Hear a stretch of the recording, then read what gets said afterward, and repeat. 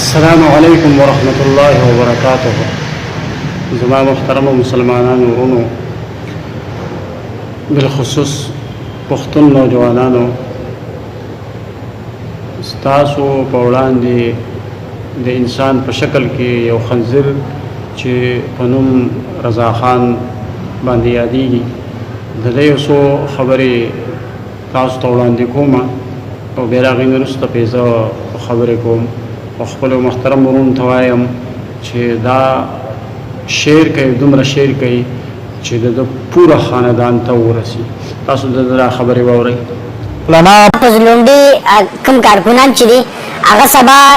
د کشمیر پتا کوي که پزلونډي د حق دپاره راځي او پزلونډي په دې ملک کې دا کومه ګراني چې نن ده که د هغې دپاره راځي پاکستانو، نو چې ټول موحد د وطن پاکستاني د مولانا پزلونډي چې دی د هغه حمایت وکوي. خبرې به تاسو د دا اورېدلي.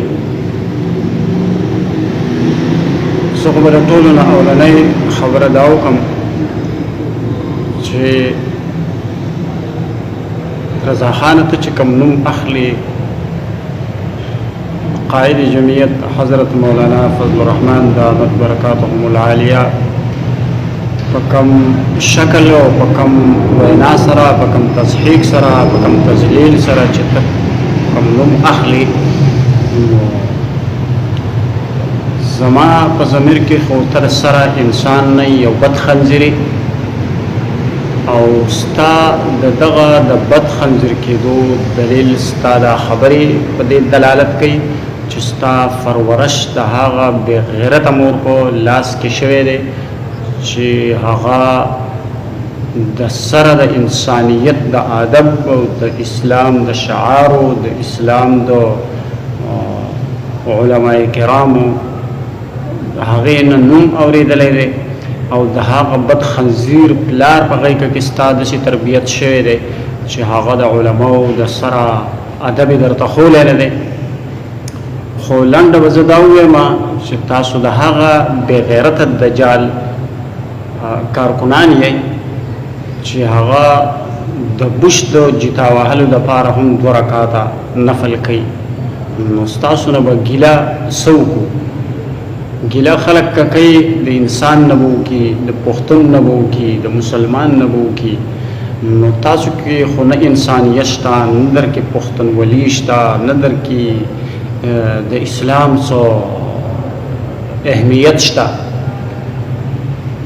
تاسو خو مثال په طور د هغه ځناورو دی چې هغې کې د خور تمیز نشته، د مور تمیز نشته، د لور تمیز نشته. تاسو له الله داسې یو قائد درکړلی، یو امیر یې درکړلی او الحمدلله چې موږ له خو الله رب العزت داسې یو قائد محترم راکړلی چې عالم هم دی، قاری هم دی، حافظ هم دی، سیاستدان هم دی، امام هم دی او الحمدلله چې د هغه سره د هغه تایید څوک کوي، الحمدلله هغه د هغه حلالي مور بچي دي چې د علماو ادب ورته ښولی، د علماو احترام ورته ښولی، د شاعر اسلام احترام ورته ښولی. خو تاسو له یې دغه نه دی ښولی. دغه یې ځکه نه دی ښولی چې بهی ستاسو د اسلام ډېره لرې خبره ده. ستاسو هغه خلک د عمران خان سره دي چې د خپل کور نه نه خبره ده، خپل مور نه نه خبره ده، خپل ښځې نه خبره. هغه ځان ته پښتون هم وایي، ځان ته مسلمان هم وایي او کارونه یې ماشاءالله داسې دي چې د شپې پاڅي د یهودو د جداوالو دپاره لمونځونه کوي. نو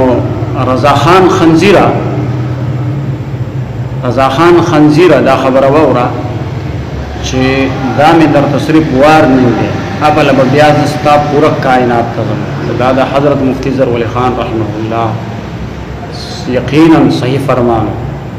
چې د علماو باره کې څوک غلطه خبره کوي، د علماو تصحیح او تذلیل کوي، نو دا به د حلالي مور بچی نه. یقینا خبره ده چې موږ وکتو چې دنیا په نقشه څومره حرامیان دی هغه د عمران خان په کې جمع شوي قیادت کې جمع شوي دي څومره چې حرامیان دي حلالي به کې مونږ یو نه دی کتلی او دا بیا خبره ده که څوک وایي چې زه ملا یم عالم یم د عالم په جامه کې خو هغه به عالم نه شیطان وي کولاو خبره خو آزاده خبره چې ستاسو نه د انسانیت د پښتونوالي او د مسلمان تمه کول داسې دي لکه